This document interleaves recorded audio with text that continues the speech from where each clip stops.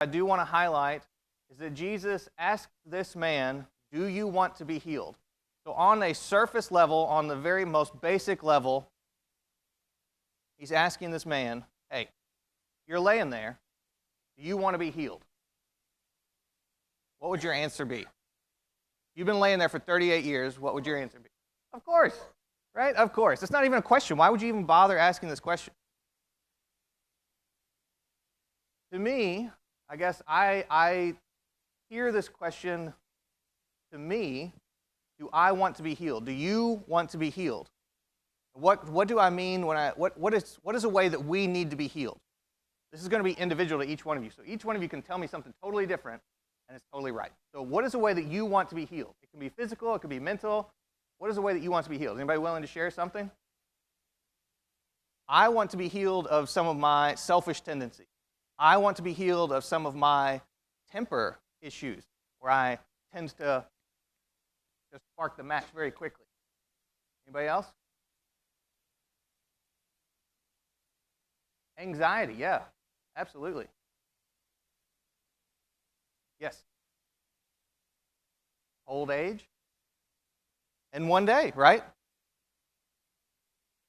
We laugh, but the physical, again, this is the physical piece of this life that he's actually talking to this man about, right? I want to be healed of this thing that has plagued me for some time. But this question, right, is one of both physical, the things that are right in front of you. I want to be healed of this broken bone or spirit, this disease, whatever it is, but also some of these more spiritual things that we battle throughout our lives, right? So this question of do you want to be healed is absolutely applicable to you and me in terms of what are the things that you deal with. And when Jesus asks you, do you actually want to be healed, is our answer always, of course. It's not even a question. Of course I want to be. Is our answer actually that? Or is it well, this feels kind of comfortable. Maybe for me, maybe my anxiety feels a little comfortable. I don't know how to let go of it. Or my anger feels very comfortable because it's who I am. It's who I've been for 38 years. For me specifically, I've been alive for 38 years, so this is very applicable to me. This is who I've been for 38 years. This feels very comfortable. This is my child's blanket, right? I wrap myself in it. This is my identity. Do you want to be healed? I find that question very difficult to deal with personally. I guess is the best way to say that. Yes?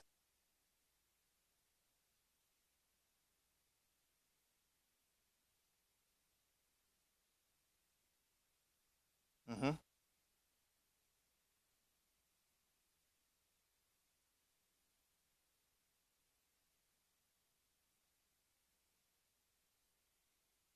Right.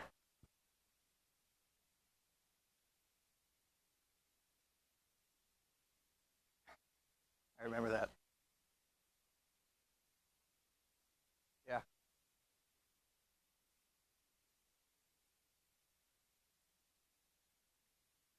Right. Yeah. Yeah. Yeah. Not dipped in your river. Yeah. Yeah.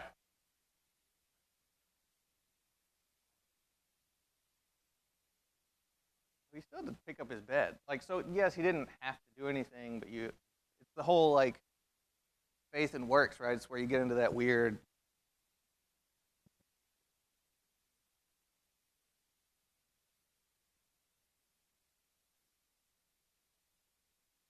Right. It's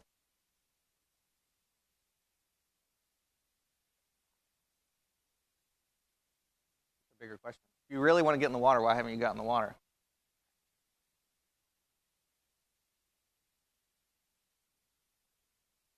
Oh, for sure. For sure. Yeah. Yeah. Hard. Yeah. Yeah. We're talking a lot about how to build your house, right? That's our theme for this year, building a house. And we talk about renovation, but was it the illustration is we want to renovate our house in terms of, well, we'll apply some new paint to it, and maybe I'll hang up a couple new pictures, and I'll do the easy stuff. It's not very painful. when in reality what God wants to do is potentially knock you down to the foundation and then rebuild from there. And so like that process, right, is very difficult. It's very trying. It's very hard. Yeah.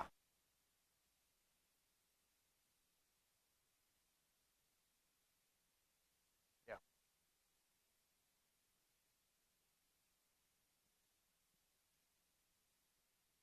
Oh, yeah. Absolutely.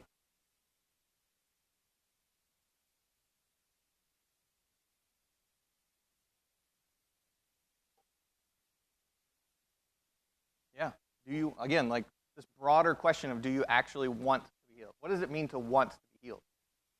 We're not going to spend all of our time here. We're going to keep moving. We are still in the book of signs, like I said. We are going to concentrate primarily on John chapter 6 here, okay?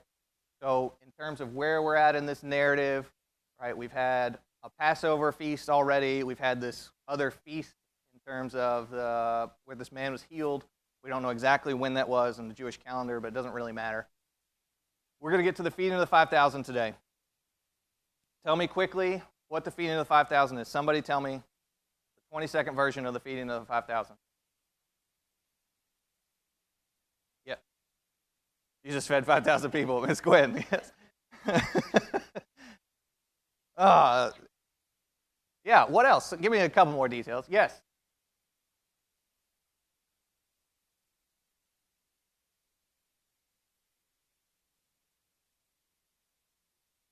Yeah, this one is recorded in all of them, yes. So yeah, Jesus, yes.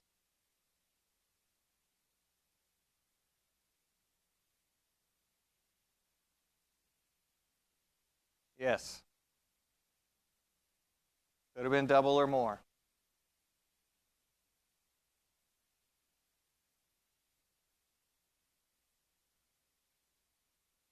Yep. Yes. So he feeds them miraculously through this small meal. They gather up all these leftovers, and there's way more than when they started with, right?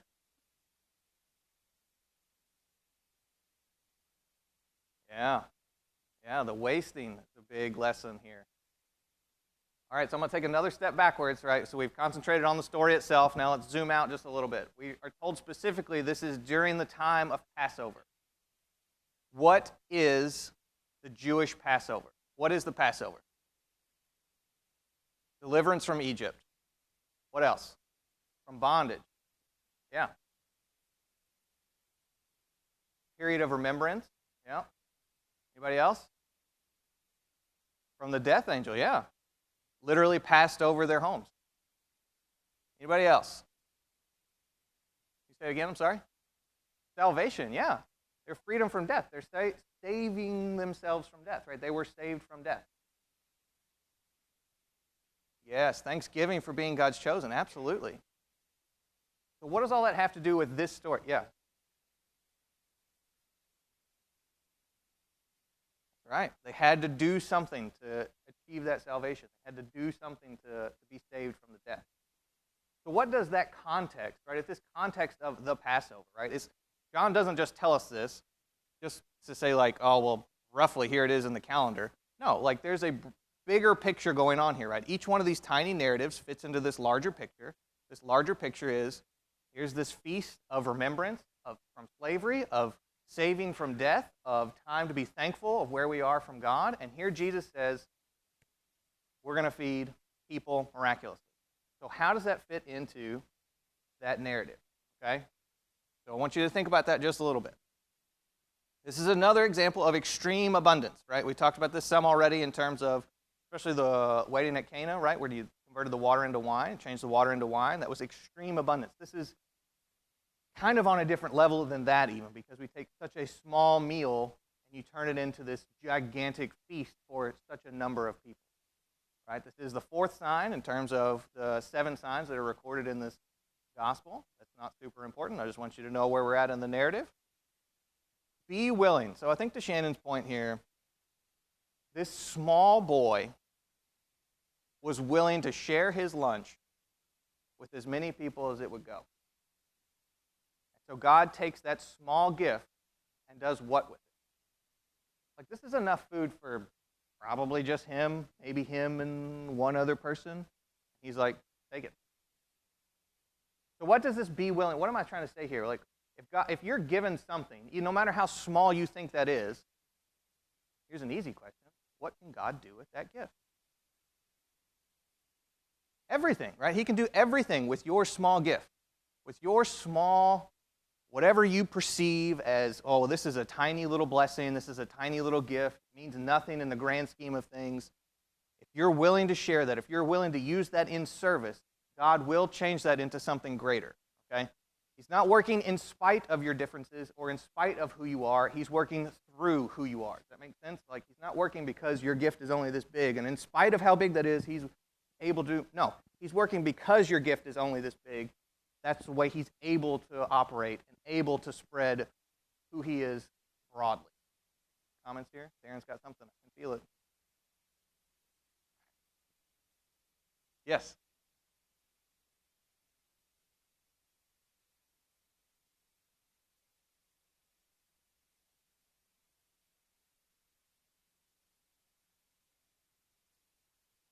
Yeah.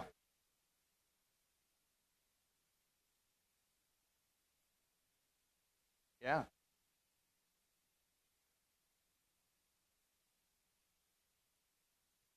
Yeah. Yeah, be willing to share, yeah.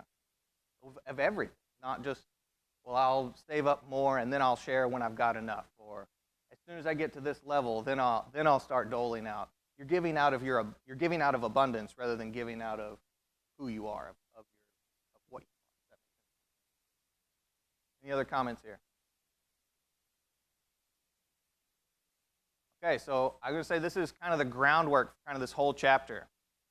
Right, we get into this chapter and you get in a big, big discourse about I am the bread of life. We're going to talk quite a bit about that here in just a couple minutes. But this is the physical reminder of that spiritual truth. Okay, so this is the groundwork. This is the foreshadowing of that discussion. This is the actual physical thing that Jesus does to say, I am the bread of life. Okay. One other thing to highlight here is this alone piece. So Jesus retreats up the mountain to be alone. So when I generally kind of skim over this. I get what's called the lullaby effect, right? Where I've read this story, or you've seen this story, or heard the story so many times that I kind of forget about this. They're on this relatively rocky area. This says that there's a lot of grass in the fields. Everybody sits down, and he feeds them all. That's great. We gather up the leftovers. We don't have any leftovers. We're going to use those later. Fantastic. And then I just kind of skip to the next part where it's Jesus walking on water. But Jesus takes some time here to retreat because, one, the people are ready to come and make him king. So like we talked about, his public ministry is kind of starting here. This is kind of the people saying like, oh, this guy did something miraculous. We need to go make this man king. And he's like, no, not what I'm here for. This is not who I am. I'm gone. Now, does Jesus miraculously just disappear from these people and just transport to the top of the mountain? I have no idea. Is he free soloing up a straight rock face, like climbing in some kind of, I have no idea, but he does something in a way where no one follows him, not even his disciples. Think about that for a second. So this man is in the middle of a gigantic crowd. I think as Shannon pointed out, this is 5,000 men. So typically whenever you would count people at this time, even when we do this, we'll say, oh, there's roughly 5,000. There's 5,000 men. Well, they probably brought some family with them. So this is potentially 10,000, 15,000 people that he feeds. That's all speculation and doesn't really matter.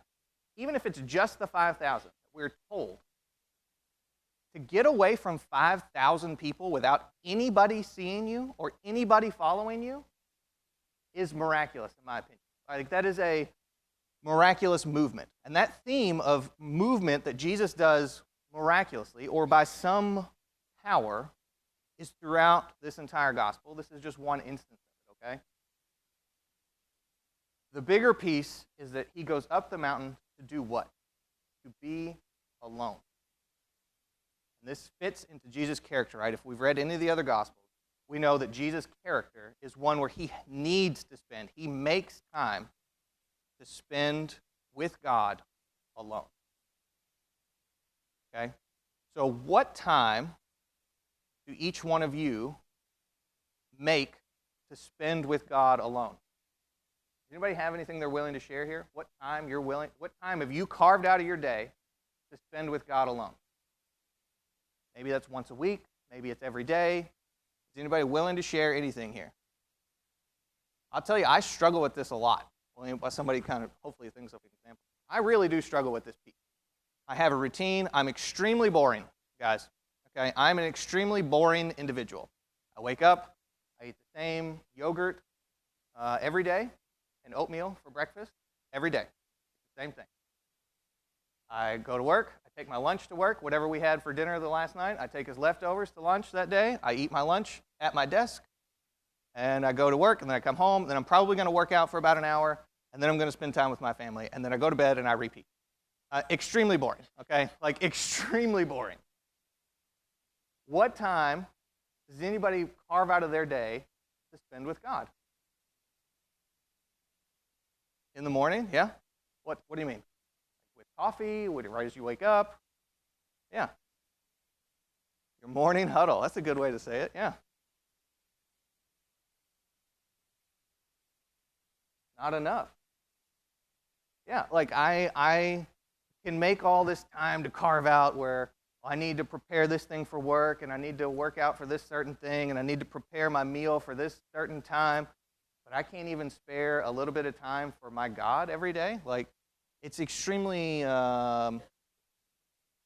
condemning toward myself, I guess. It's extremely, I don't know what the right word is. Like, I feel convicted by not doing those things, right? This highlights to me that I've got to spend more time alone with God. Not necessarily just this. This is valuable too. But if this is the only time we're spending with God, if this is the only time we're spending in God's Word, I don't think we're not fulfilling everything that the example that Jesus has given. Make sense? All right. Jesus walks on the water. Somebody tell me about this story. Another easy one. This is softball. Somebody give me the 2-second version of this one. Steven?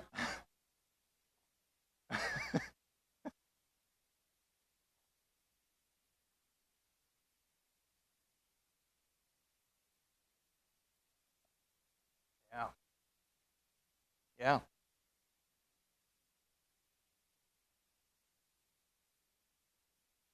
Look out and they see Jesus walking.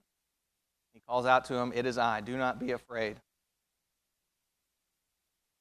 So, a few things. One, this is another one where I tend to conflate this with other Gospels. The disciples were very afraid, right? There's some more emphasis given to how the disciples felt in other Gospels, right? In other parallel accounts of this story, right? There's not a ton here in terms of, you don't get Peter walking on the water, you don't get a ton of emotion here, but you do get they were very afraid. What does a storm typically represent in the Bible? Destruction. And what does, if you read anything about Psalms or anything, even back in Genesis where this kind of groundwork is laid, you get storms and destruction of water, right? This is like that chaos, the chaos of uncreation, of nothingness, of God's lack of order, right? That's typically kind of how the Jewish mind would have thought about storms, especially. So here we have this massive storm going on in the sea. These men are out in the middle of it, and Jesus walks out to them and immediately gets them to the shore, and the storm is calmed, right? The storm is gone. So what, again, from a larger standpoint, what does that say about who Jesus is? If you're able to calm the destruction storm,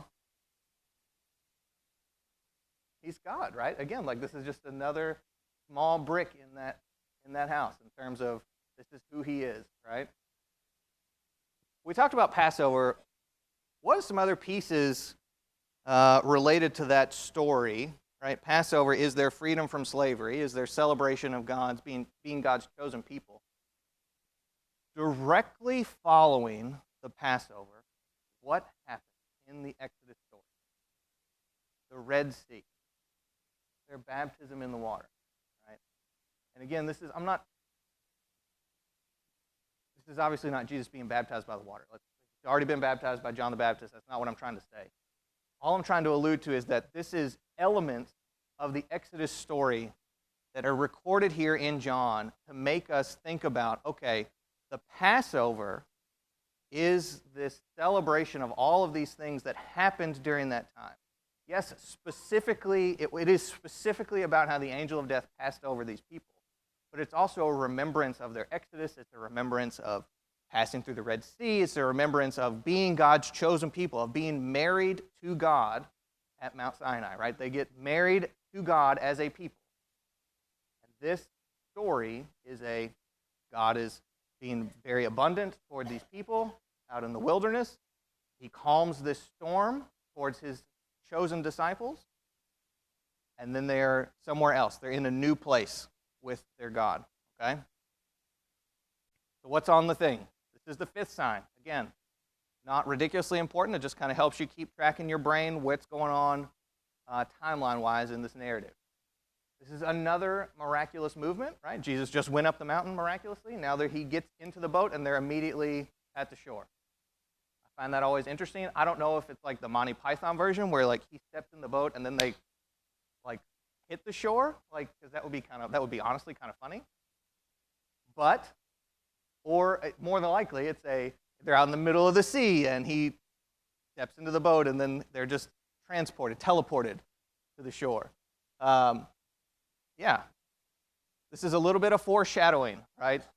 Our death is chaos, right? Our death, any death, is this chaos that takes over, right? It's into the nothingness without hope, right? And Jesus is traveling over this, not through it. He's traveling over the top of it, not through it. The other more easily understandable thing is this is Jesus' power over nature. So Moses and Joshua needed God to part the sea for them, right? They used nature, but through these men, right, they needed God to part the seas for them as they crossed over into and out of the wilderness. Here Jesus is saying, like, I don't need a staff to help me get there. I can just walk out into this storm myself. I can calm it myself. I can step into the boat myself. We will do all these things myself. So again, this is another tiny brick, another piece. I won't say tiny, but this is another piece of God's personality, of Jesus' personality, saying, like, I am one with the Father. Okay?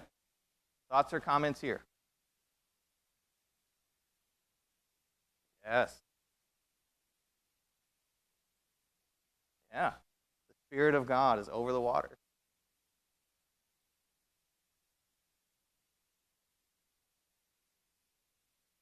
Absolutely.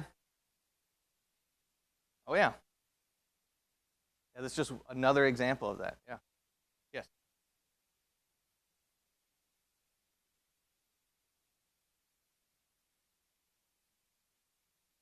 Yeah.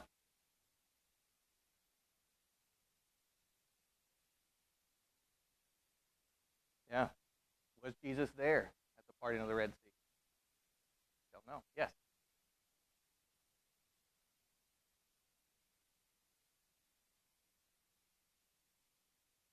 Hmm.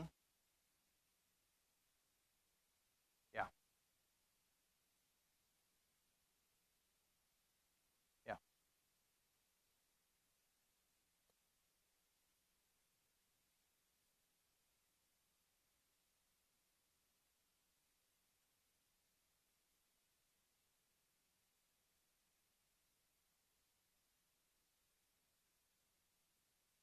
Yeah. Before they even ask. Yeah. He's ready to supply their needs before they ask. Anything else here? Well, this is a cool story. It's a pretty short little narrative, right? It's just a few verses, but it's, in my opinion, pretty powerful. Yeah.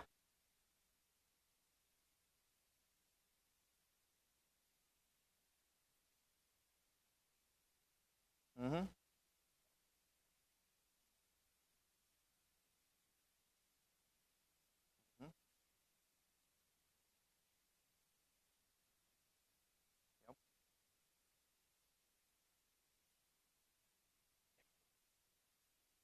Yep. Yeah, absolutely. And like if you think back to the prologue in John, right, we get all these connections back to Genesis, back to God, back to the Spirit, back to the Word, back to all these different things. All these things are rolled into one, right? John kind of laying out all of the things he's going to compare Christ, all the ways he's going to prove that Christ is God. And then you step through the entire book of John, and you get to each little individual story, which is proving each piece of that, right? Proving each one of those different connections, okay? All right, the bread of life. This one's a little bit harder to summarize. Anybody want to try?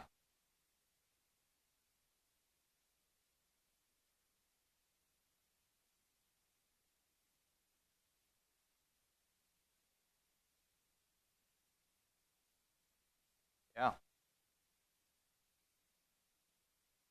Yeah. Yeah. He's essentially trying to compare this gift from God, the manna, to himself, right, and to who he is and what he's offering these people now. Yeah. Any other thoughts here? Any other summaries that anybody would have throughout this section? Yeah.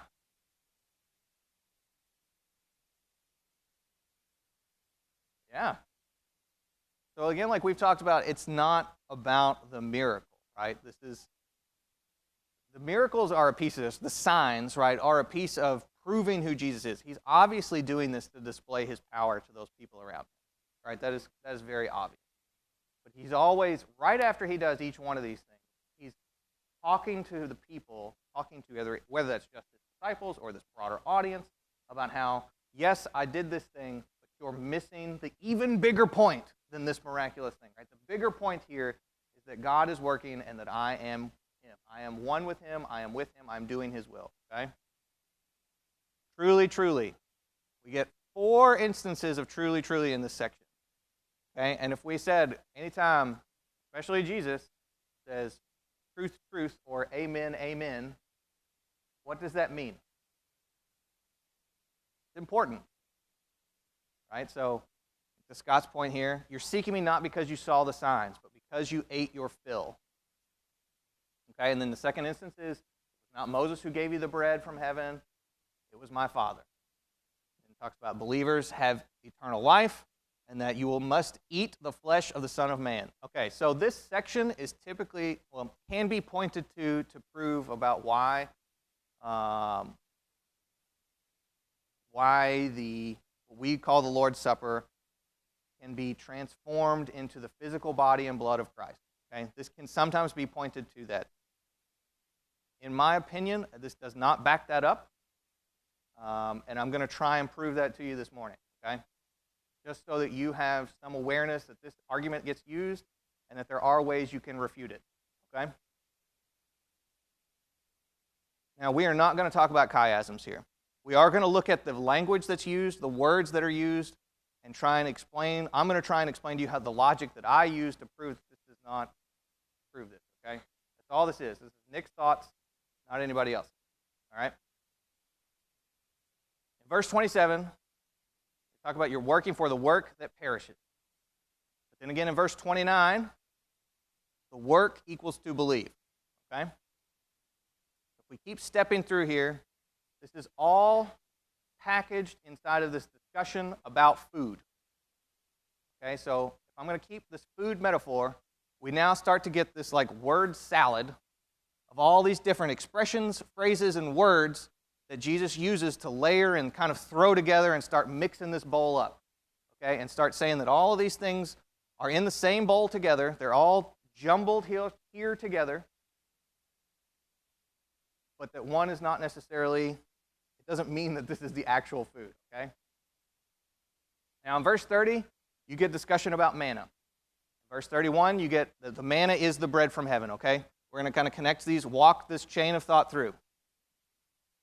Verse 33, that bread from heaven is he who came down from heaven, okay? So we're still talking about the manna, we're still talking about bread from heaven, he who came down from heaven in verse 33. Verse 35, and then again in 48, you talk about the bread of life. Right? So now you get this extra layer of now that belief equals life, but the work equals to believe, so work equals life, and work that he's juxtaposing these different positions of why these people are here to seek him, right? They're here to seek him just for the food, right? Just because you ate your fill. He starts saying, like, well, listen, I'll give you bread from heaven, okay? And they're like, oh, well, give us this bread always. Our fathers had manna in the wilderness. What do you offer? What are you offering us? We had manna in the wilderness before. What are you offering us? And part of me says, like, well, I mean, guys, you just, like, you were across the sea just now. You just had this miraculous meal. Like, what more are you wanting? But that's not necessarily the point here, right? The point is that they are trying to make this broader spiritual impact, okay? So again, this tiny narrative, we're going to zoom out and say, like, the broader implications of this narrative, not necessarily just the miracle, okay? You get this shift, you get to verses 51 to 53. I am the living bread that came down from heaven. If anyone eats of this bread, he will live forever. And the bread that I will give for the life of the world, or life of the world, is my flesh. The Jews then disputed among themselves, saying, how can this man give us his flesh to eat? So Jesus said to them, truly, truly, I say to you, unless you eat the flesh of the Son of Man and drink his blood, you have no life in you. So now you have this idea of, we've been talking about manna up to this point, and then Jesus throws in this idea that his flesh and blood are the manna, and true food and true drink, and like it just starts to get really, really complicated here. So true food and true drink, like this, again, like I have trouble kind of picking out what each one of these ideas is. I'm trying to make this a little complicated, right? Because this is complicated to read. You feed on me in verse 56. Jesus says, if you feed on me, that equals life. Like, at the end of the day, what we have is that the Spirit gives life, and that Jesus' words are equal to the Spirit. Okay, so Jesus' words give life. If I start to then cross-pollinate these things, okay? What that means is that when they're asking, I need to physically eat Jesus' body and physically drink his blood, I won't say he's making fun of them, because I don't think that's what it is. But I think if you go on to this last little section, he's saying, like, how can you even begin to think that? I know this is complicated, I know this is hard to follow, and I know that I don't do a great job explaining.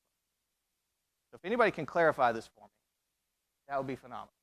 But in my opinion, it can be seen here that Jesus is saying, you're not physically eating my body. If anything, he's saying the opposite. If anything, he's trying to make the illustration that all of these things are lumped together in this quote-unquote word salad because you're missing you're looking for this very, very physical sign of salvation. You have to eat my physical body, and you have to drink my physical blood. And he's like, no, guys, like, my words are what's important. The Spirit is what's important. And if you don't feast on my word, if you don't ingest my words, if you don't take them in as food and drink, you will not have life. Okay, this is very, very similar to what he told the woman at the well, the Samaritan woman at the well, right? The living water, right? In terms of the words were illustrated there, who he was, right? Who God is what's illustrated there. Not necessarily like I need to drink of Jesus. Yeah.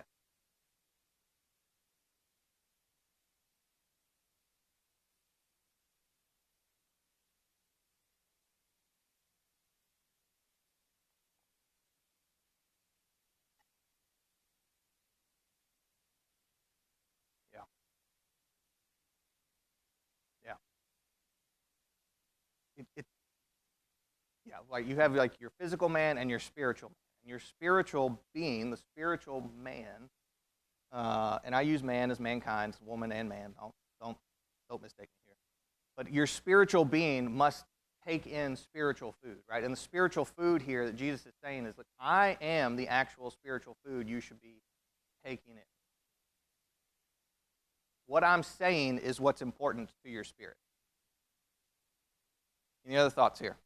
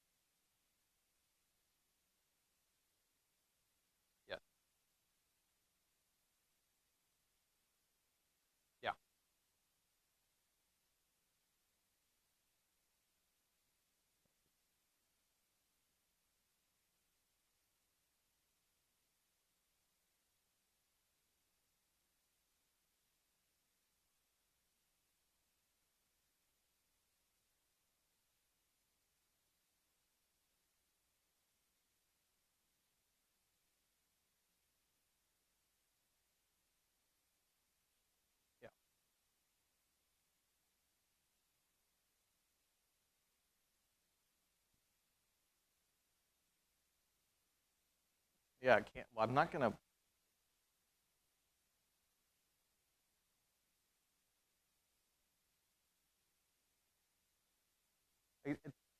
It's like Jesus is always trying to press somebody's button, in my opinion. Like when he's teaching, he's saying things at a time and in a way that is trying to make you think about what's actually important.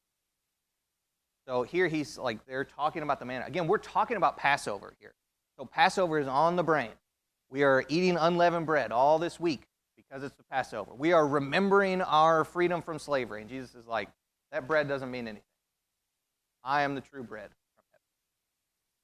So he's trying to take these cultural emblems that they have turned into idols, right? They have turned these cultural traditions into their gods, into their idols, into their, we must do this to worship God, and I must do it in this exact way. And it doesn't matter how I feel about it. All that matters is that I achieve X, Y, and Z. I must do the checklist. And Jesus is saying, like, no, what I really want is your heart. Yes.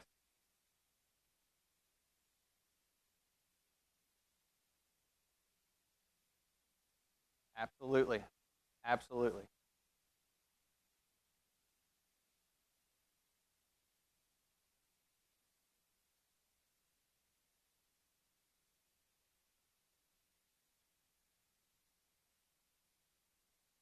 Yes.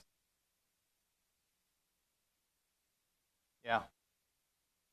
To go from this, it's not a checklist, but that type of you must do X and you must do Y, but you can't do A and you can't do B. Like to go from that type of mindset to Jesus saying, like, all that stuff is trying to forget about these exact details, look bigger, and say, like, what I'm after is who you are. What I'm after is your heart. Right? Yes. This is very hard.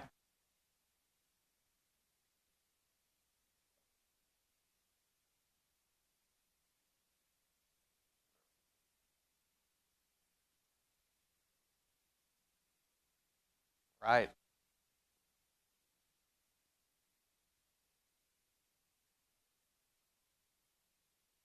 Yeah. Yeah. Potentially people that were really close to it. Not the 12, but like these other people. There will be more than that who are following him at this point. Yeah.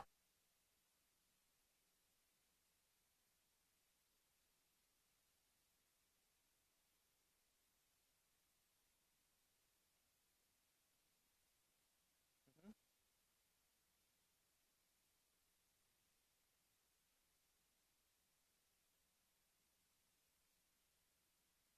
Yes.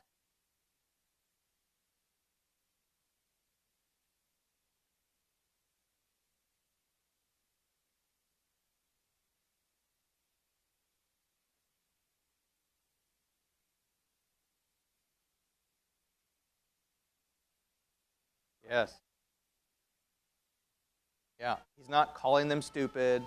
He's not calling them other names. He's not belittling them in any way. He is feeding them spiritual truth and expecting them to kind of pick up on it. And as they start to think about it, it's they either don't want to or maybe they're not ready to, and so they reject it. Yeah.